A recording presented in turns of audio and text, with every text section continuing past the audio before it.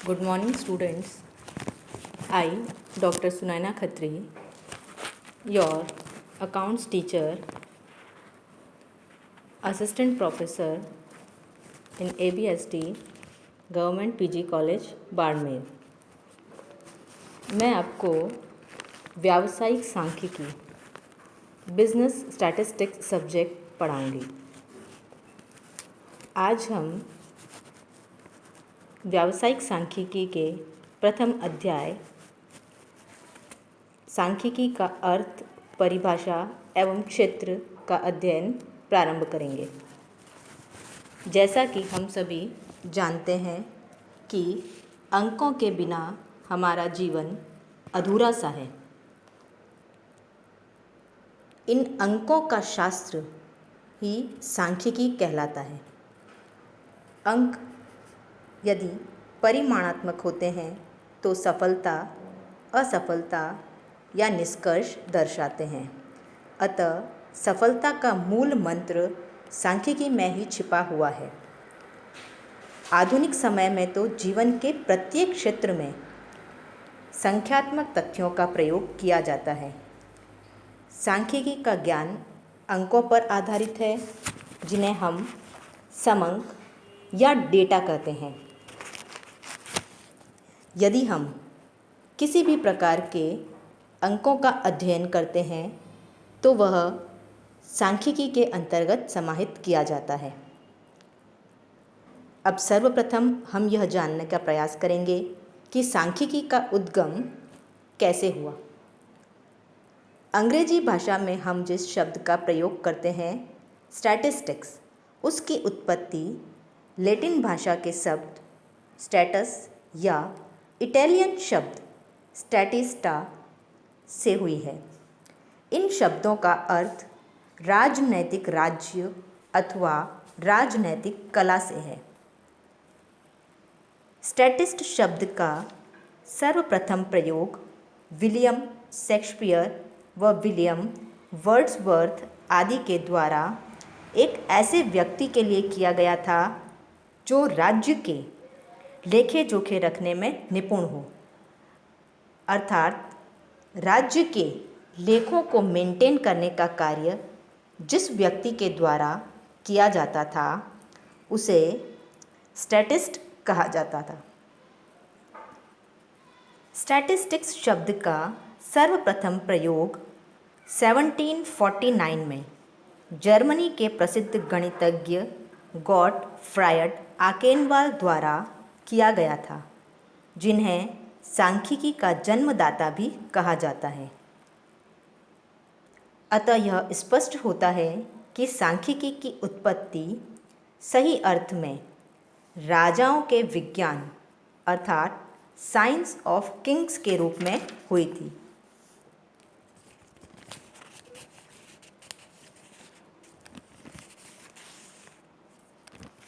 प्राचीन काल में राजा महाराजाओं द्वारा आंकड़ों का संग्रहण अपने राज्य का शासन प्रबंध करने और आयकर नीति निर्धारित करने तथा सैन्य शक्ति का अनुमान लगाने आदि उद्देश्यों से किया जाता था। धीरे धीरे यह विकसित होती गई। भारत में भी समंक संग्रहण की प्रथा अत्यंत प्राचीन है। पौराणिक ग्रंथों में भी शासन व्यवस्था हेतु आंकड़े एकत्रित करने की रीति का संगठन विधि का उल्लेख मिलता है। चंद्रगुप्त मौर्य के शासनकाल में आय, व्यय, भूमि, लगान आदि संबंधी समंकों के संग्रहण हेतु स्थानीय सत्ता द्वारा तथा अकबर के शासनकाल में टोडरमल द्वारा लगान निश्चित करने हेतु भूमि की पैमाइश तैयार करवाने का भी मिलता है। 16वीं और 17वीं शताब्दी में ज्योतिष शास्त्रियों द्वारा तारों तथा नक्षत्रों की गति, स्थान आदि संबंधी अध्ययन हेतु इसका प्रयोग किया गया था।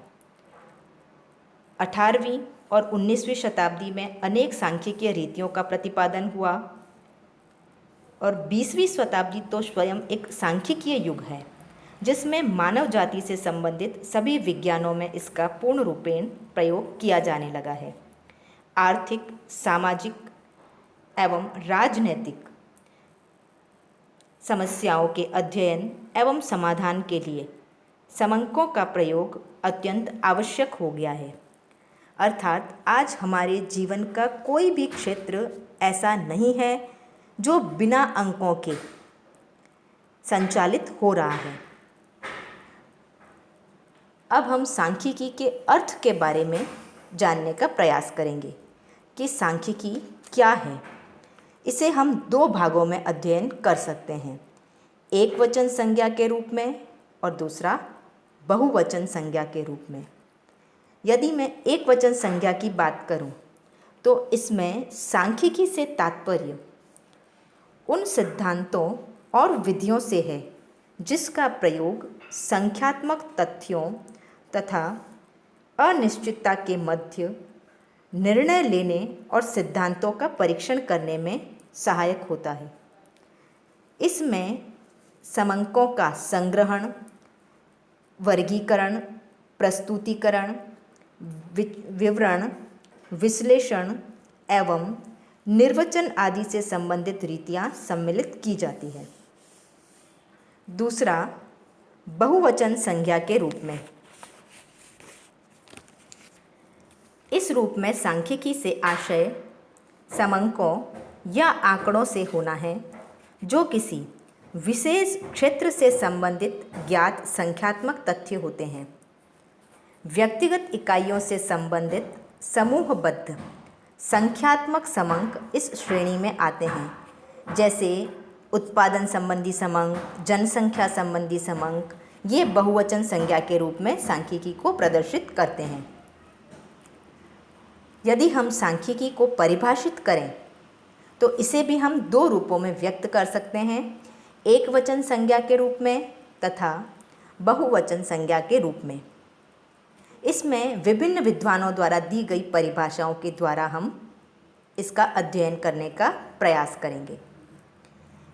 एक वचन संज्ञा के रूप में डॉक्टर बाउले के अनुसार सांख्यिकी गणना का विज्ञान है, अर्थात इसमें विभिन्न प्रकार की गणनाएं की जाती है और जिसका प्रयोग विज्ञान के अनुसार अर्थात निश्चित नियमों के अनुसार उसका प्रयोग किया जाता है।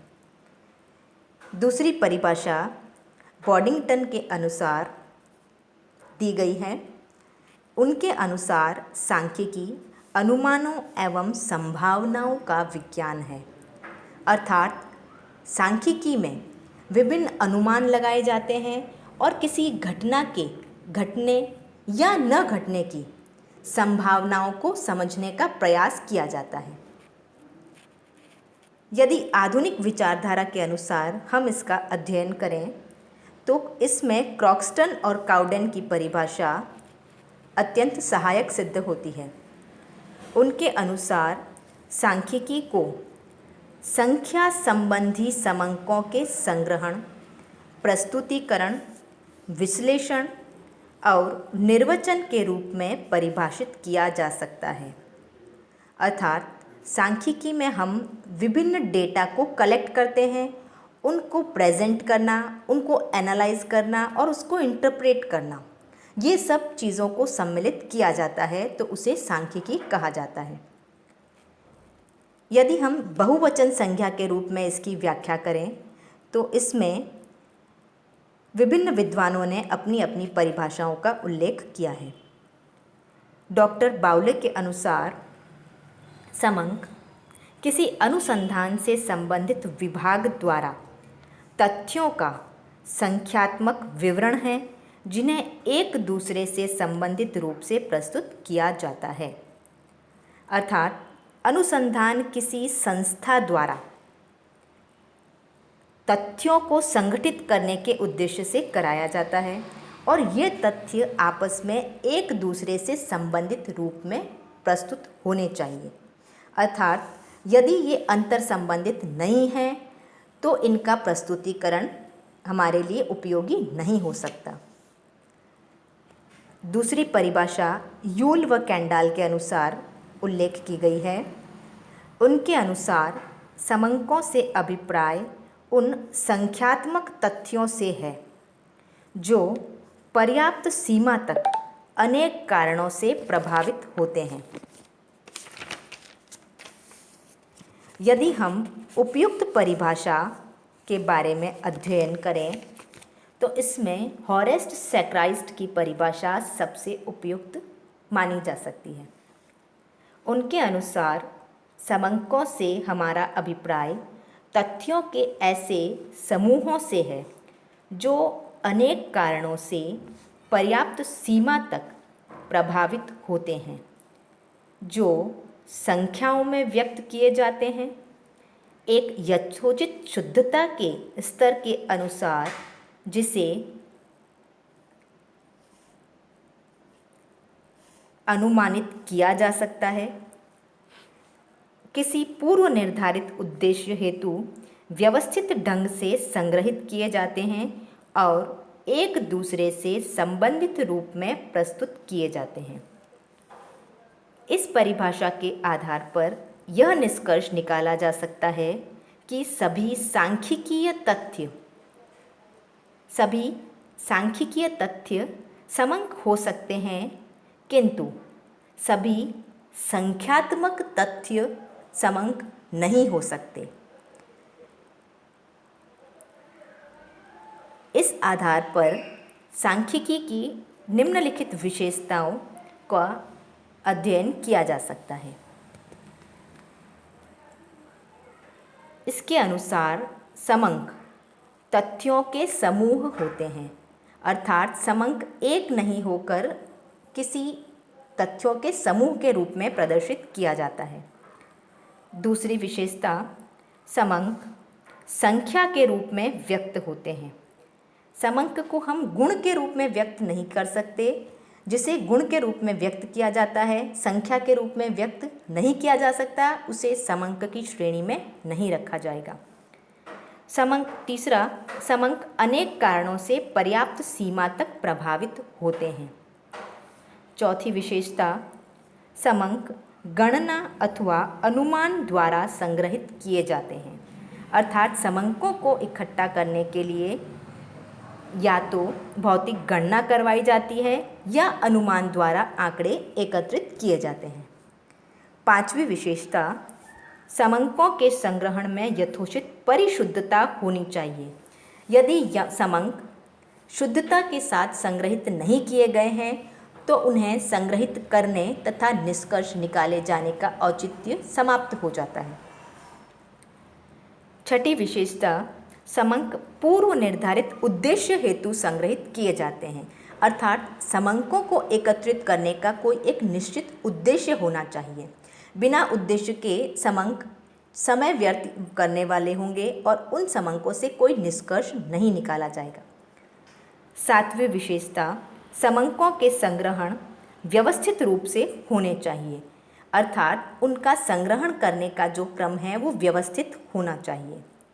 और आठवीं विशेषता, समंक परस्पर संबंधित होने चाहिए। असंबंधित समंकों से किसी प्रकार का निष्कर्ष नहीं निकाला जा सकता। अतः यह स्पष्ट है कि मात्र वे संख्यात्मक तथ्य ही समंक कहलाते हैं जिनमें उपर्युक्त वर्णित सभी लक्षण विद्यमान हो। इस विषय पर विश्वविद्यालय द्वारा कई परीक्षाओं में प्रश्न पूछा गया है, अतः यह 15 अंक के प्रश्न की दृष्टि से अत्यंत महत्वपूर्ण माना जा सकता है।